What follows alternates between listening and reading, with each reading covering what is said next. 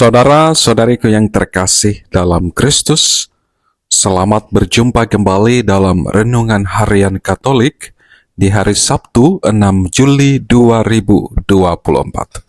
Pada hari ini kita akan bersama-sama mendengarkan dan merenungkan firman Tuhan dari Injil Matius bab 9 ayat 14 sampai 17. Dalam nama Bapa dan Putra dan Roh Kudus. Amin. Tuhan bersamamu dan bersama rohmu. Inilah Injil Tuhan kita Yesus Kristus menurut Matius. Dimuliakanlah Tuhan. Sekali peristiwa, datanglah murid-murid Yohanes kepada Yesus dan bertanya, "Kami dan orang Farisi berpuasa, tetapi mengapa murid-muridmu tidak?" Jawab Yesus kepada mereka, "Dapatkah sahabat-sahabat mempelai laki-laki berduka cita selama mempelai itu bersama mereka? Tetapi akan tiba waktunya, mempelai itu diambil dari mereka, dan pada waktu itu mereka akan berpuasa. Tak seorang pun menambahkan secarik kain yang belum susut pada baju yang sudah tua. Karena jika demikian, kain penambal itu akan mencabik baju itu, lalu makin besarlah koyaknya. Begitu pula, anggur yang baru tidak diisikan ke dalam kantong kulit yang tua. Karena jika demikian, kantong itu akan koyak, sehingga anggur itu terbuang dan kantong itu pun hancur.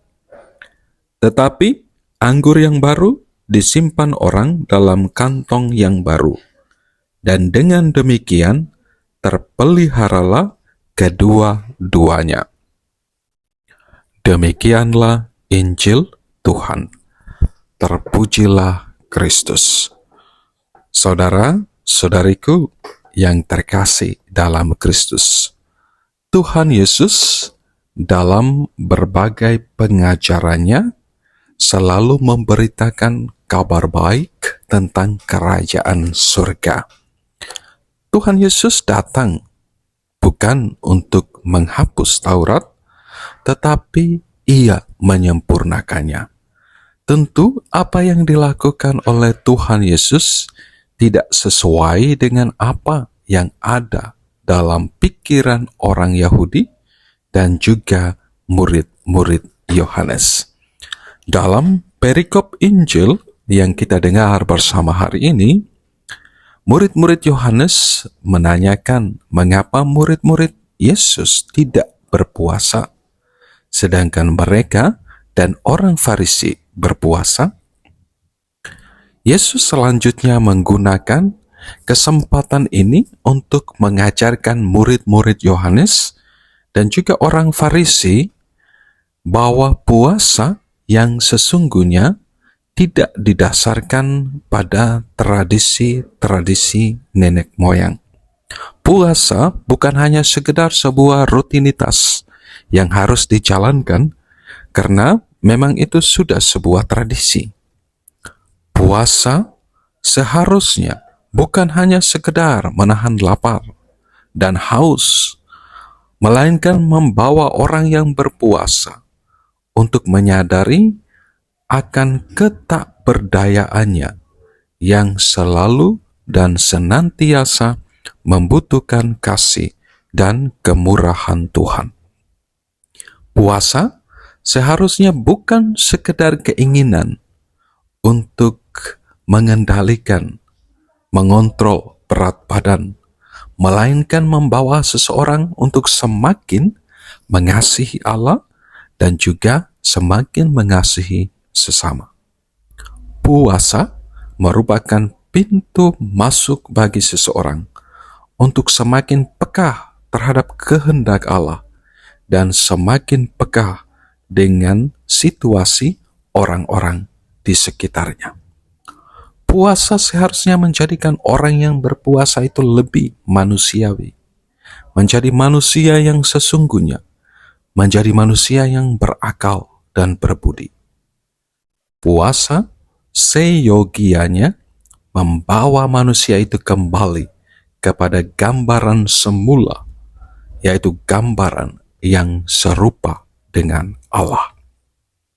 Saudara-saudariku yang terkasih dalam Kristus, melalui perikop Injil yang kita dengar bersama hari ini, saya ingin mengajak kita sekalian untuk merefleksikan bersama-sama kedua hal berikut ini. Pertama, puasa yang setiap kita lakukan hendaknya dijalankan dengan tulus, bukan karena paksaan.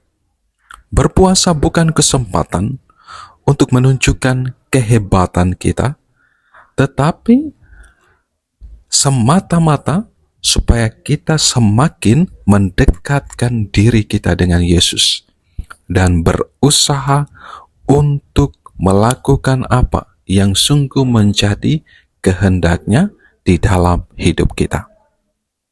Yang kedua, puasa hendaknya menuntun setiap pribadi kita pada sebuah komitmen untuk terus membaharui diri melalui pertobatan, kehidupan doa yang tulus, dan semakin bersolidar dengan sesama. Bila ini belum dilakukan, maka itu ibaratnya anggur yang baru disimpan dalam kantong yang lama. Akan merusak kantong itu sendiri, akan merusak kehidupan itu sendiri.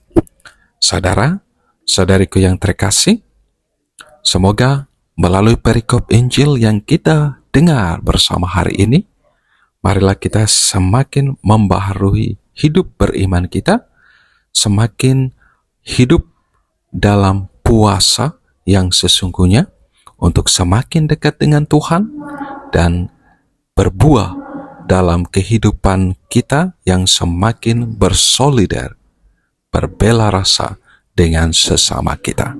Berkat Tuhan beserta kita sekalian, Bapa, Putra, dan Roh Kudus. Amin.